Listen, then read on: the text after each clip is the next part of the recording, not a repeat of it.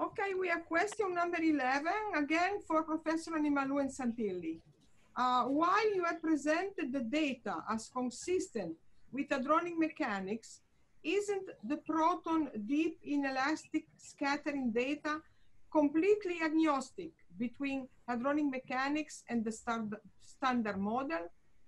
Also for mesons, both models expect high density situations with 2-3 bumps of higher density. Can they be identified with quarks? I presented the experiment on positron annihilation, and then I showed a peak for electron. So when we did a similar calculation, for the deep inelastic scattering, the question is, why don't we have 3 peaks to represent the quarks? But as I've said, you have to be careful thinking about quarks as points, point particle, or rather than currents. And that is within this framework that we are working, and we work in the scale invariant limit. So I cannot go into any further details than to say that there's a lot of scatter in the results, and eventually experimentalists produce some, some data, and I've been in touch with some of the experimentalists, but I can't mention names now since there are so many of them. I've also opened to see the experimental setup and to see the important role played by current loop and what is being measured. Well, they're not measured, everything not being measured in flat space-time. It's measured in already curved space. And you ignore the magnetic field of the environment. So this was the whole point of the presentation I made, where I showed that a perpetual motion can be driven by magnetic field. And I suppose that all I need to say at this time is that, as I say, I was interested mainly in results that prove scale invariant, and this is what they were looking for, and this is what we also found. And you say, what is the difference? Do they have to be different? They're only different in terms of, okay, we're going to do symmetries.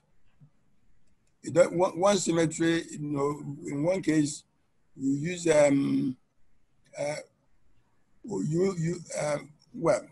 SU3 symmetry is where you get the quarks. But if you go to, there's an alternative representation. You'll be able to get, like the one I use with Trell and others in doing digital signal processing. The result is entirely different. So as I said, I would like Professor Santilli to comment some more, because this issue of being the experimental opinion, whether it is inconsistent or not, is not very clearly stated for me to be able to give you a clear mathematical answer. Thank you. Thank you, Professor. Thank you, Professor Animalou. I appreciated you are the expert indeed on this issue, and I agree with your view completely. I must confess that with all due respect to this important question, we reproduce the question identically, but as we received that just the mention of quarks creates some great emotion in me, because I personally seen too much of a damage caused by quark theory to science and society that perhaps we should be addressed in this case. I just will remember one case, one case that Professor Dunning, in his beautiful opening lecture, Professor Dunning-Davis justly recalled the need for mankind to recycle nuclear waste, because let's not forget, we are scientists. We are responsible. We, all of us here and everybody, all you are in 5 different continents, we are responsible. So what's the situation? Nuclear waste cannot be put in depositories. So where is the nuclear waste? In the nuclear power plant. Okay, now, but what will be the next generation? What will happen to my grandchildren? What is the situation? Ladies and gentlemen, high school students can see that the future is dark. So we got to at least try, let's try new alternative of recycling nuclear waste. I did work on this and I made a proposal, the so-called stimulated decay. Namely, nuclear waste are very large nuclei and they are naturally careful, naturally unstable.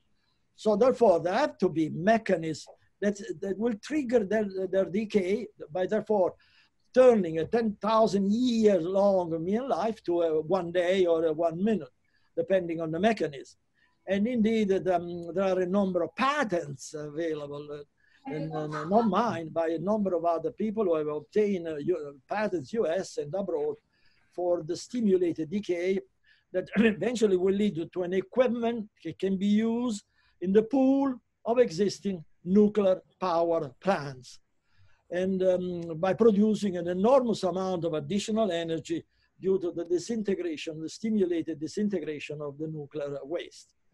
Okay, so that now the question is, what is the trigger? And here where we have problems caused by orthodox physics, of which they have to assume the totality of the responsibility in front of their children and grandchildren, let alone they have already assumed the responsibility in face of society. The reason being because the stimulated decay of nuclear waste is impossible. Not only is it impossible for quantum mechanics, it is believed to be impossible because of the quark structure of the proton and the neutron. Professor Danny Davis justly remembered in his important opening lecture that he presented this case to a meeting in Italy during the presence of the head of the European branch of the government responsible for the safety of the people, for the accumulation of all those radioactive waste, direct responsibility, personal responsibility. And he pointed out that this new method of stimulated decay can be verified. I remember his word, perhaps not correctly, but Professor Dunning Davis' word, namely they can be verified with simple and inexpensive experiment. Simple and inexpensive experiment with compared to the $billion and $trillion invested in technology damaging to society. But why the director of this agency went back and he was prohibited to even consider, let alone. Why? Because well, for the reason that the official reason is that that the stimulated decay is not permitted by quark theory. However, the general. This is something I did not discuss with Professor Dunning Davis, but I discussed it with a number of colleagues. The general consensus was that those tests were rejected because there will be an experimental verification of the limitation of quantum mechanics in favor of the EPR, I would like to pass the screen to the Professor Begela Bartoli. Timone, you in your very nice lecture, you made a magnificent list, which is important for this conference. Important to really honor Einstein, because quark conjecture do not honor quite. The moment you assume quark conjecture, the U.S. publicly traded company Thunder Energy synthesized the unit producing machines that are sold. This is something. It's not fancy. It's a reality. This theory, in the event proton and neutron were made of quarks, the entire industry would have been impossible. The synthesis of the neutron would have been impossible. This is a reality in which orthodox physicists have to assume the responsibility in face of their descendants, their children and grandchildren, because the responsibility in history is already very clearly sealed, because of the impossibility by orthodox knowledge to resolve now extremely alarming and rapidly exponentially increasing problem of our society. Sorry for the time, but Simone, please review very briefly your beautiful lecture on why quarks theory, why quarks cannot be physical particles. Well, for many reasons, basically. Actually, they seem to provide at least, let's say, a qualitative model for the description of the various hadrons and so on. But then, when it comes to the structure of the particles, then we see that there are many problems. Basically,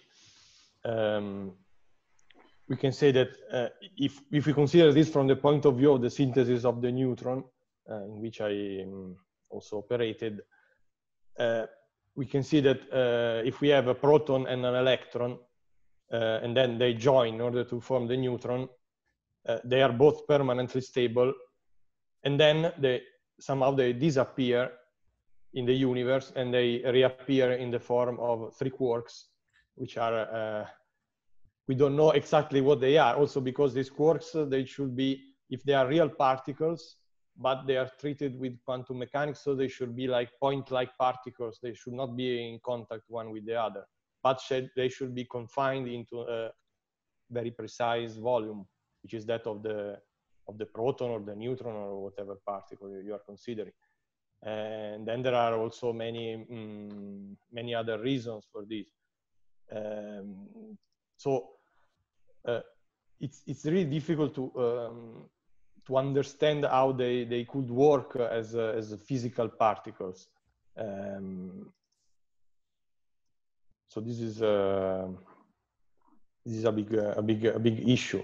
Thank you. Let me just remember that all particles, which I call physical particles, namely particles that are physically isolated and actually detected in laboratory, individually, not detected, they're directly detected, not directly because those hypothetical particles predict a certain reaction. No, like the neutrino, those are hypothetical particles not detected, or quarks.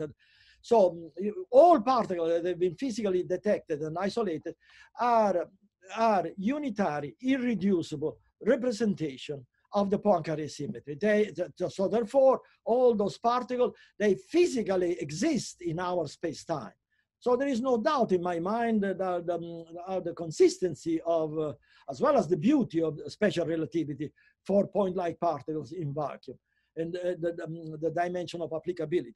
Now, it is well known that due to their very special characteristics, quarks cannot be characterized by unitary, irreducible representation of the Poincare symmetry. Yet, orthodox physicists claim that quarks exist in our space-time.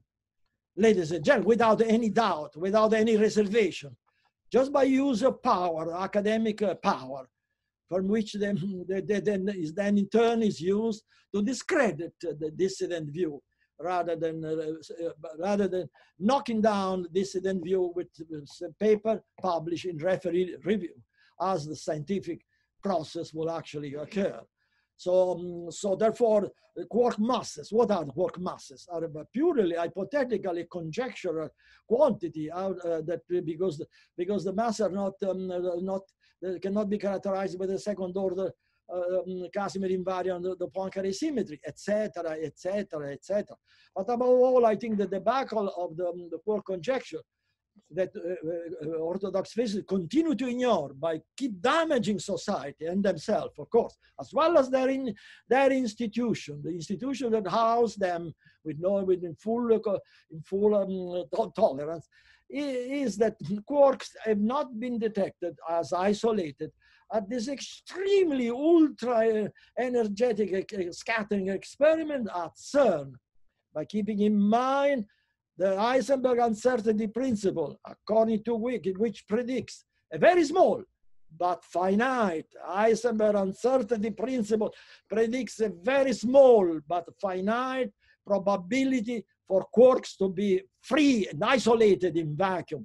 This is a reality cannot be just ignored by academic power, because otherwise any deviation from this reality implies the abandonment of quantum mechanics. You cannot compromise on that. So despite the lack of the detection of isolated quarks as predicted by quantum mechanics, isolated quarks are predicted by quantum mechanics, uncertainty principle, if the axioms are applied without adulteration and modification and political controls. Then the fact that they have not been detected at CERN is, in my opinion, the ultimate debacle in favor finally of initiating the moment quarks are no longer constituents of matter. Then we have an infinite number of possibilities. Then immediately we can stimulate the decay of nuclear waste. We have the same way as we have synthesized the neutron, and we can stimulate the decay of other. We have new form of energy created. There is even a project what is called an atomic pile, an atomic battery of stimulating the decay of a certain class of nuclei, stimulating the decay of a certain class of nuclei, impossible for quantum mechanics, possible for hadronic mechanics, etc., etc. Number of other industrial possibilities, all depending on the abandonment that quarks are physical reality in favor of more credible theory. In any case, the use of hadronic mechanics as produce a model in which hadrons are at a special bond state of the particle produced free in the spontaneous decay with the lowest mode. And this model has achieved the representation of all characteristics of hadron, all of them, beginning with instability when applicable, magnetic moment, etc. By comparison, the quark models are represented only few, very, very few out of many characteristics. Just the sole fact that has been unable to represent all characteristics is sufficient for the abandonment of quark conjecture in favor for the search of more adequate and more serious models. Okay, we have question number 12. I see that some panelists are muted. Anytime you want to jump in and talk, you can unmute yourself. Okay, Simone. May I add just something, just one thing about the quarks? Is that also one of the many problems, for example, on the structure of particles described with quarks, for example, is the description of the spin of the proton, which is yet basically unknown. I mean, for what I know, there is like 70% of the spin which is cannot be accountable for with quarks, and so there is a search for alternative explanations which are extremely complex. They involve like clouds of pions rotating around the three quarks and things like this, and still it is, as far as I know, it is not possible to correctly represent the spin of the proton, which is like one of the most elementary particles. I mean, I'm not talking about something very complicated theoretically. And so this also should maybe ring a bell in many experimental physicists to think, are we doing the right thing? Because it sounds like when, you know, there were the old Ptolemaic view of the Earth at the center of the universe, and then they saw that the calculation were not right, so they start adding things in order to make calculation be correct with the motion of planets and so on. Maybe they could think of also of a paradigm shift, let's say. Thank you. Question number 12, because I need the light. Can you please review the birth of hadronic mechanics in the synthesis of the neutron from the hydrogen? This question is for, again, Professor Begala Bartoli and Santilli. So some of that has been probably replied already, but just go ahead. Professor Begala Bartoli. It's you again. It's you.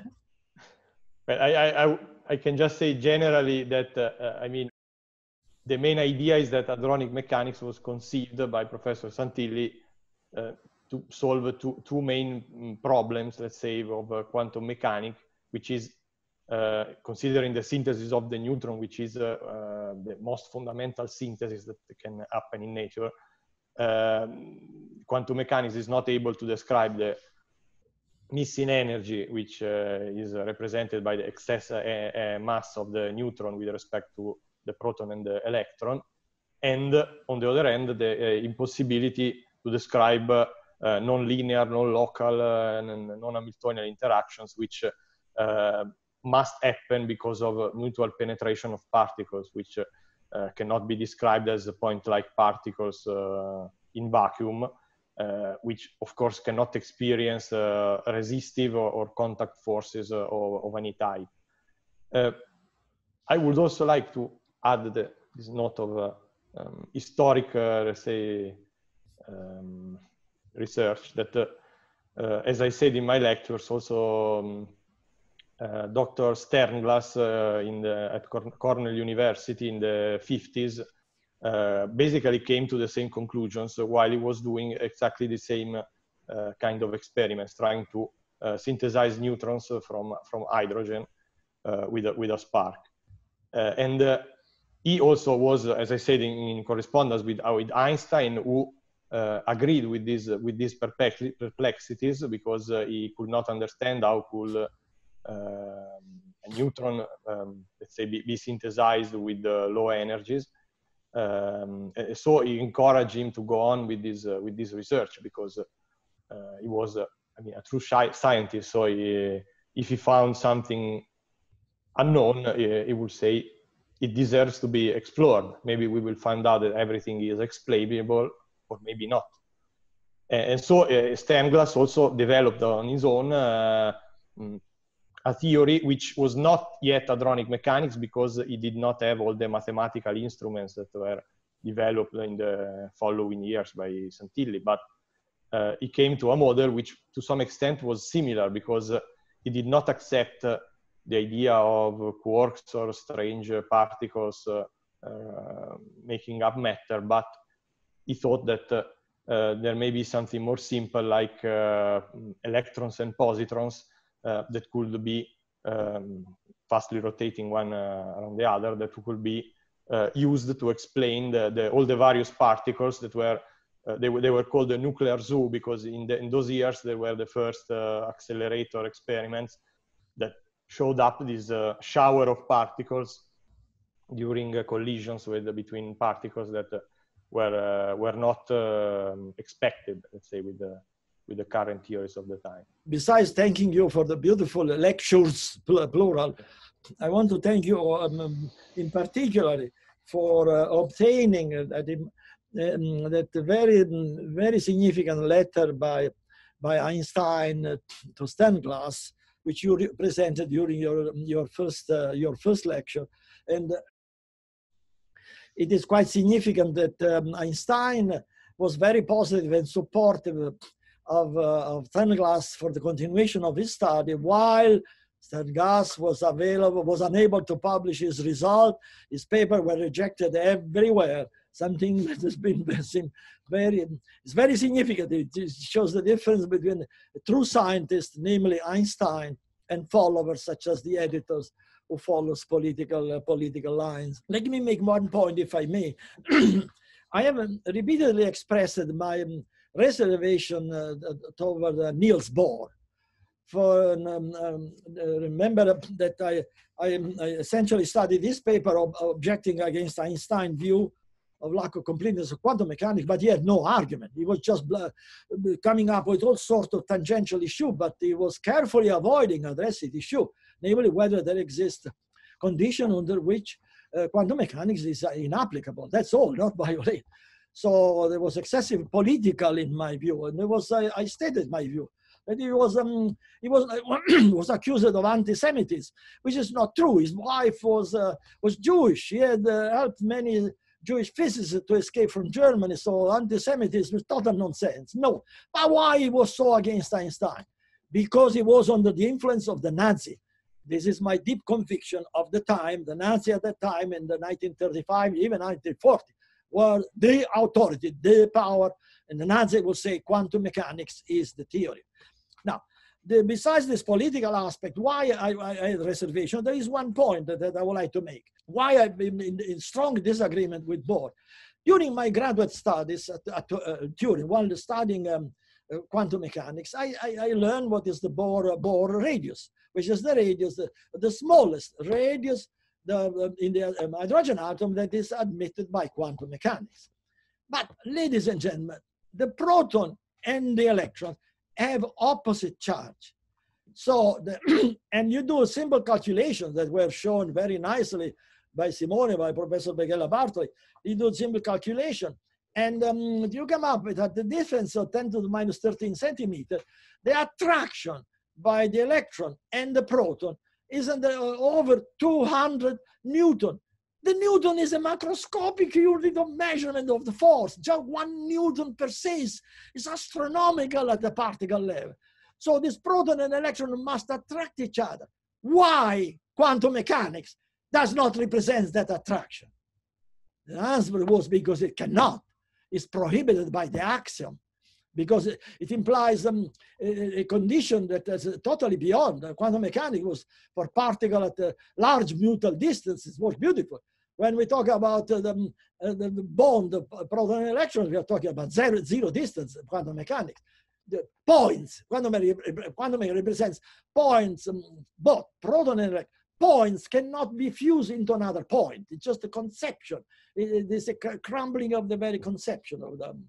So that's what I wanted to bring to the attention, that that was the beginning of quantum mechanics, because there had to be a bound state between proton and electron, if nothing else, caused by their astronomical attraction, mutual attraction. And so that's what I've been searching for years and years, but I needed a formula. It's very easy to throw hypotheses, you know, but you have to come up with. So that's what it took decades to finally come up. Finally, the solution of the synthesis of the neutron came on in 1990 in a paper rejected by the journal, the British journal in which the Rutherford had originally published his paper. They rejected that paper in an incredible, rather offensive language, un-British, because usually British colleagues are very nice and gentlemen. Apparently, the editor was shocked to see that the neutron could eventually be the bound state of a proton and an electron. And even though that paper achieved the first known quantitative representation of the anomalous magnetic moment of the neutron, and presented first, yet it was flatly rejected. And but that's part of the scientific process. Did not change our conviction of the quality, the necessity of a covering of quantum mechanics, and that's the birth of hadronic mechanics. So I have here, finish here. I have another question, and maybe some of that has been already answered, but question 13. Can quantum mechanics predict the synthesis of negatively charged pseudo-deuterons, and if not, why? Simone, that's, please start. I will start by saying that quantum mechanics cannot correctly represent even deuterons. So expecting that it could represent something with pseudo-deuterons, it would be science fiction. Bravo. But anyway, yeah, I mean, all these particles that are synthesized in this way, they all have conditional, again, of deep mutual penetrations of electrons and protons, and they simply cannot be represented by quantum mechanics. There aren't the instruments, the mathematical and physical instruments to represent them. So it's not possible to treat them with quantum mechanics. I should say that there are a number of papers indeed as to whether electrons can be combined with nuclei. And we are not, there have been a number of them. But all of them, only very, very few achieved the status of publication. The technical problem is essentially following. Incidentally, Simone, this is something recent. I don't even have time, it's been so busy the last week that we did not have time to communicate it to you. So I apologize. We can discuss this next week in more detail. The technical issue is the following. Quantum mechanics, why quantum mechanics is unable to represent the synthesis of the neutron. because of the excess mass, because the mass of the neutron is bigger than the sum of the mass of the constituents. And is bigger by 872 MeV, just close to 1 million electron volts. Now, it turns out that apparently this something has to be verified. It turns out that the synthesis of pseudo-deuteron follow exactly the same law, namely in order to compress an electron inside a deuteron, you end up with an excess mass. And so for the moment you have an excess mass, namely that the mass of the resulting bound state is bigger than the sum of the mass of the original state. Whenever you end up, the Schrödinger equation becomes inconsistent. More technically, if you look, especially for mathematicians, the initial equation of Schrödinger, of the radial component of Schrödinger equation, becomes totally physically inconsistent. That means hyperbolic results which have no physical value. You have to produce energy, so not hyperbolic answer. So this is the technical, is also the mystery of synthesizing pseudo-deuteron because of this excess mass following exactly the same rule as the synthesis of the neutron. So we go to question 14. Did you do any actual test on the synthesis of the pseudo-deuterons? And if not, why? So again, follows the same line of the other question for Professor Simone, please. No, unfortunately, they haven't been done yet. We have the test for the pseudo-proton and of course the neutron, but not yet for the pseudo-deuteron. Okay. Basically, for safety reasons, let's say basically. Right. Well. Also because we need some more dedicated equipment because the energy released is expected to be so high that there might be the risk of an explosion. Let me make a comment so that people can understand. I'm taking the screen. I hope you can see this. I'm showing the directional neutron source. I hope you can see them. Let me back up. Carla, can you help me to see whether it is centered in my little corner? Is it visible? A little more ahead. Like this? Yeah, okay. I think like this. Okay, thank you. This is the directional neutron source. It's a machine. It's been produced and sold by a United States public company. Public company in the United States means everything is certified by all independent auditors.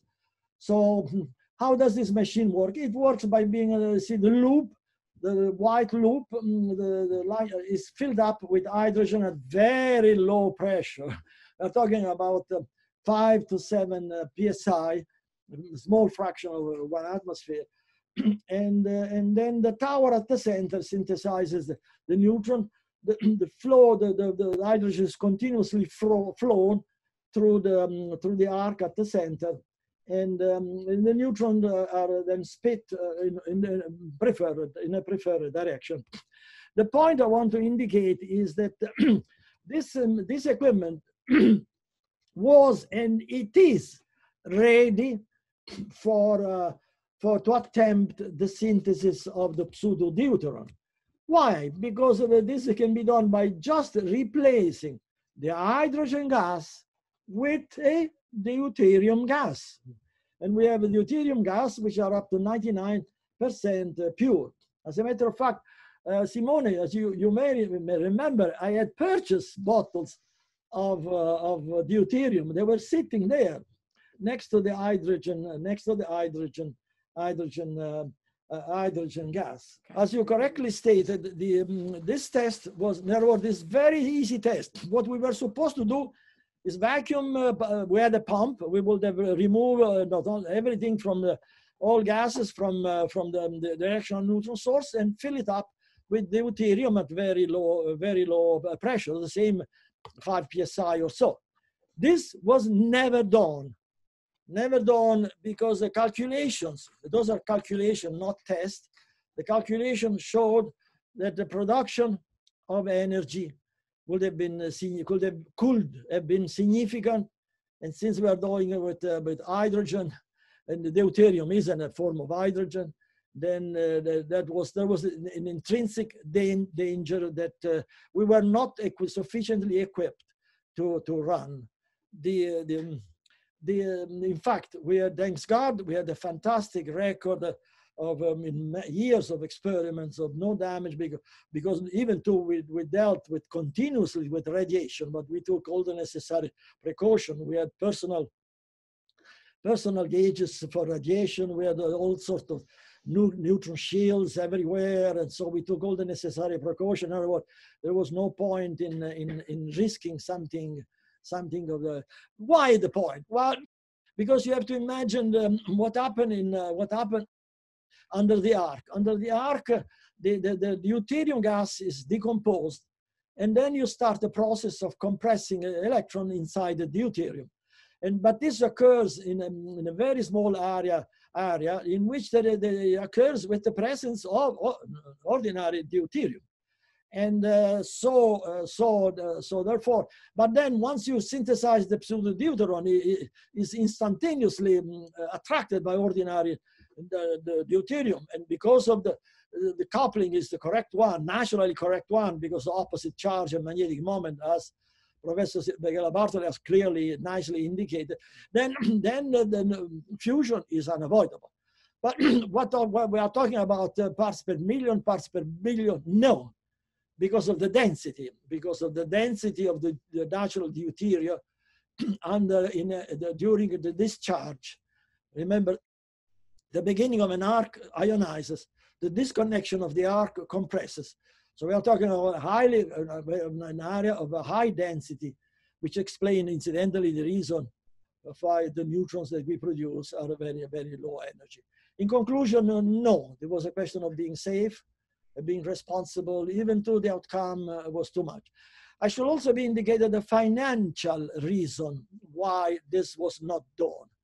And they should be brought to the attention of society, because those are things in which the entire society pays the price. We are talking about a potentially new, fundamentally new, clean nuclear fusion, of which mankind is very much needed. In order to explore this fusion, I had obtained, I had signed a contract with a large financial firms in New York. The name is GHS, George Hydrogen Simone. And it's a very nice, extremely professional financial. And this was for an initial contract financing for $3 million. $3 million. Ladies and gentlemen, the restriction by the Security and Exchange Commission on the operation of a startup, not a big national, big public company in America, oh, they have a blast. No, in startup company, the restriction has been so severe that it was impossible to obtain funds on a contract, signed contract, in which we had a contract in which we could finance this new fusion for $3 million. It was impossible. The technical restrictions are called, what is technically called in the jargon of a public company, an S1 registration. In other words, this $1 million, initial 3 million, then they would have had 10, 15, 20 million more. There's a large financial company in unlimited funds. But they had vision for America. They had vision for America. That's why I mentioned their name with great appreciation and thanks. Unfortunately, America's institutions are decaying and preventing and decreasing what America was when I came here 50 years ago. What are the technical restrictions? Well, what is the principle? The principle is that the investor will invest, but the shares of the company have to be registered for sale, so that they invest their money in publicly traded shares, so that they can sell the shares, so they can get their money back. And usually this is done at a discount, so that, of course, it's a discount, so that they can, when they sell shares, at least that they have a modest profit profit to cover up their cost and so on. Of course, they would have expected a great increase in the value of the shares once this new fusion had been launched. And so in this case, the investment would have multiplied by 5, factor of 1, 10, 3 millions could have become 30 millions in value in stock. Okay, so, but the restrictions were so severe in registering the shares that after investing extremely, whatever we had, my wife and I were to invest in this case, rather significant funds because there were no other funds available. And we ended up selling the public company. The restrictions are so severe, so damaging to America on what are what is the nursery of what used to be the nursery of new technology, startup, publicly traded company. That's the way new technology were funded in the past in the United States of America, not anymore. So the restrictions were so severe that eventually we were to get rid of the public, what's called a public shell, namely Thunder Energy Corporation as a public company was transferred to other people and dealing with, now they're dealing with marijuana.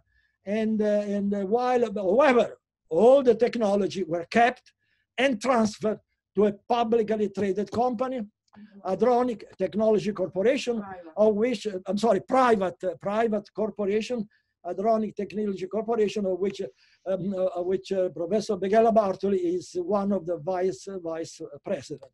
It is an unfortunate episode that has to be said because those things should be spoken, hoping that eventually America turns to its enormous capability of only a few years ago, But as an American, my heart is bleeding because I love the country and I see the damage. This is a technologically, our civilization is a technology civilization. We need new technology to move ahead. But in this way, now it's so difficult to finance new technology and therefore develop new ideas in the United States of America at the dawn of the third millennium. Unbelievable, but fully documented. Well, so now we have a concluding question, again, regarding funding in a sense. And in the event that you had to invest your money among the novel nuclear fusion presented at the teleconference without harmful radiation or waste, in which one would you invest your money? So that's an interesting question, but we had it, so we have to put it out there for people to think about. Simone, I'm very curious to know your answer. Come on, let me know your answer. I have to say that all these technologies are very promising, have very useful developments. Maybe I would say, to my view, that, for example, the synthesis of silica from oxygen and carbon or other kind of synthesis like this, they may be a bit more useful for the enhancement of combustion in engines. So, for example, since of course you have sparks in engines because you have an ignition chamber, and so the enhancement of these ignition chambers may lead to much better combustion, more complete, so more energy and less pollution, let's say, which is the basis of the hyper furnace was produced by Thunder Energy.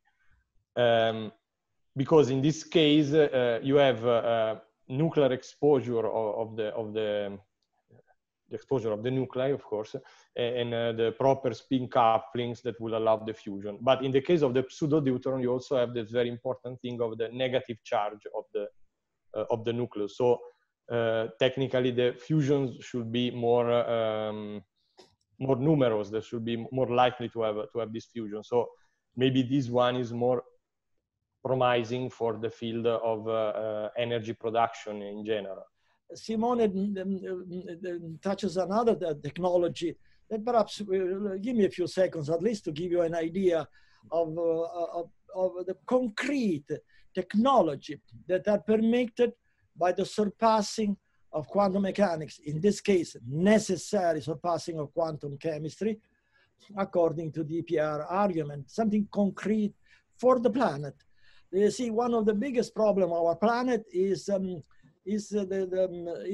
combustion of fossil fuel, which is essentially the same as it was 50,000 years ago. In all the engine, essentially, we strike a spark and the fuel is lit. But about 30% of the fuel is spit out in the exhaust as CO and hydrocarbon. What are CO and hydrocarbon? Ladies and gentlemen, are combustible. So 30% of the contaminants emitted by engines, whether civilian or even the fastest military plane, are combustible. So why they are not burned? They are not burned because the combustion is still the same as it was 50,000 years ago. So thanks to the hadronic chemistry, we addressed this problem at Thunder Energy, now Hadronic Technology Corporation. And essentially, we came up with an equipment which is still available now. Is an equipment which can be that we tested on an electric generator, the same electric generator that Professor Begala Bartoli showed for the synthesis of the pseudoproton.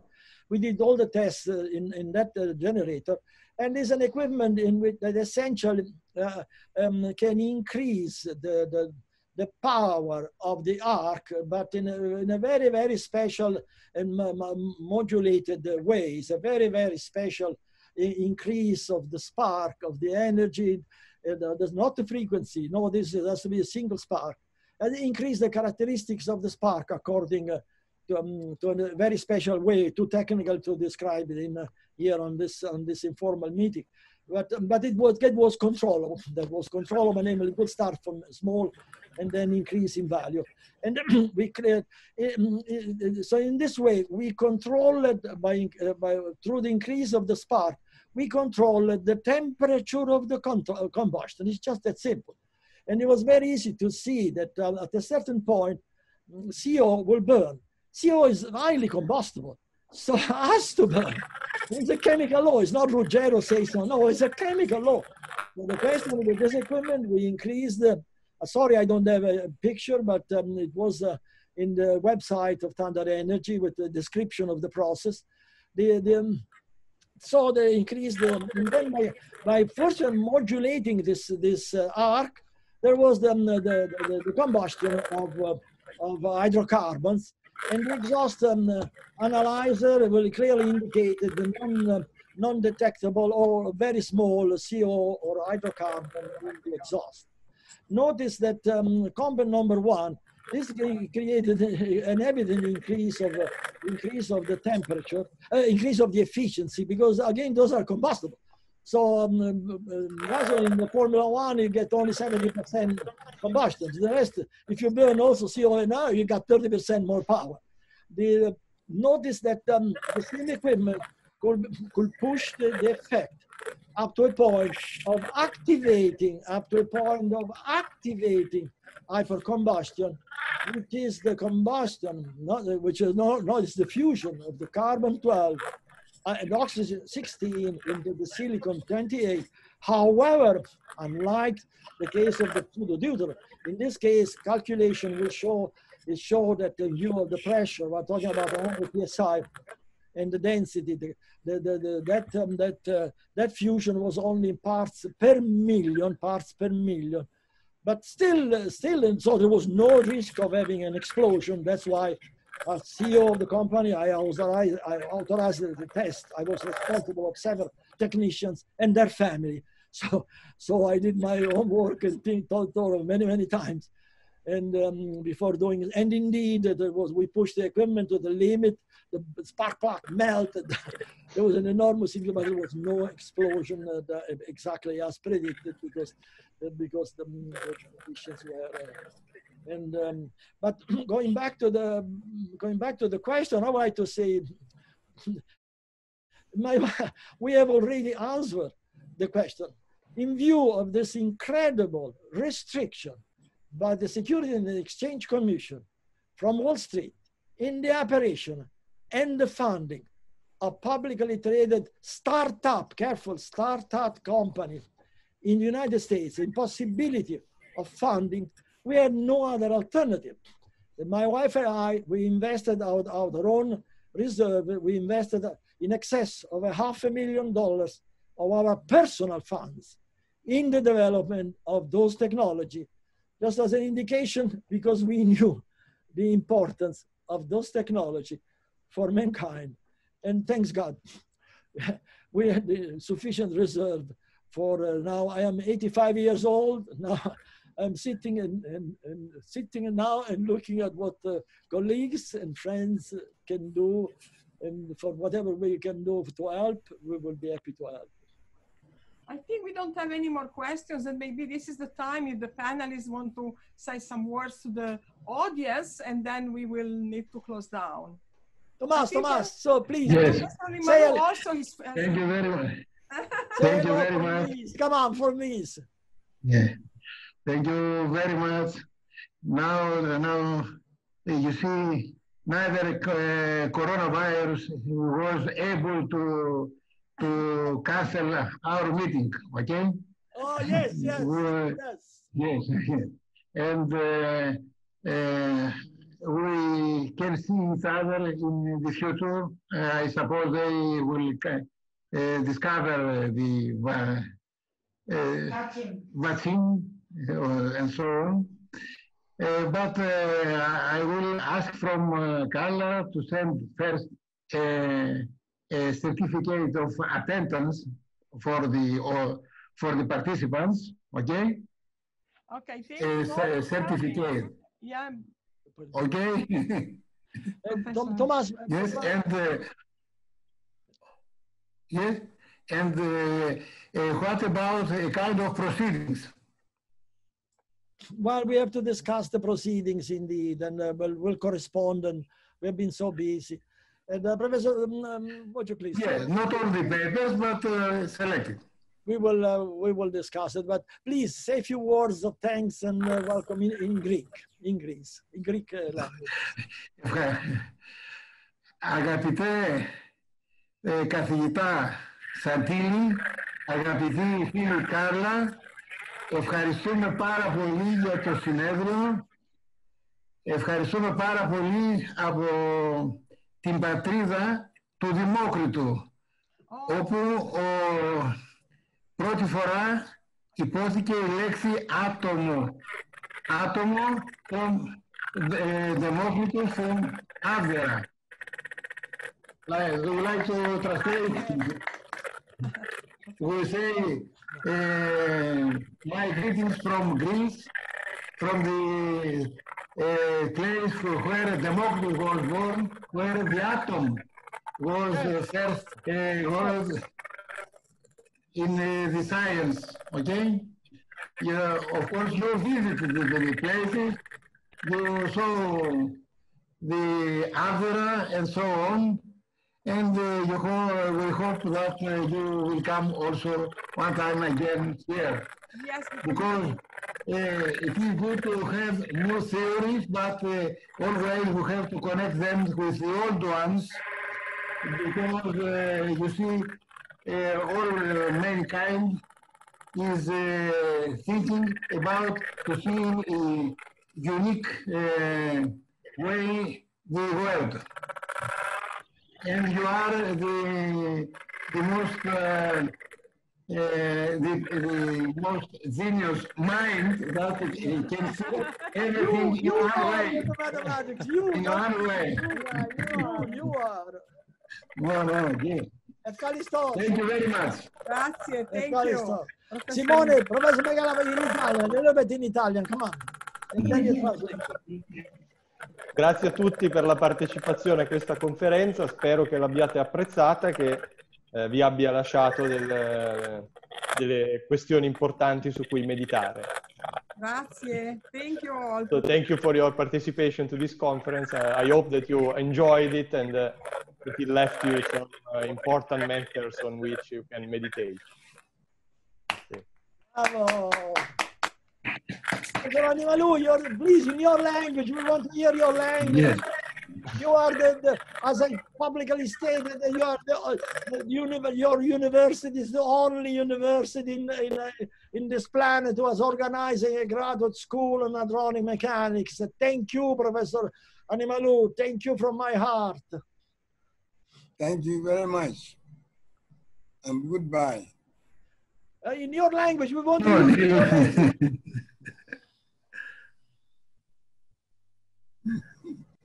Well, I appreciated your comradeship.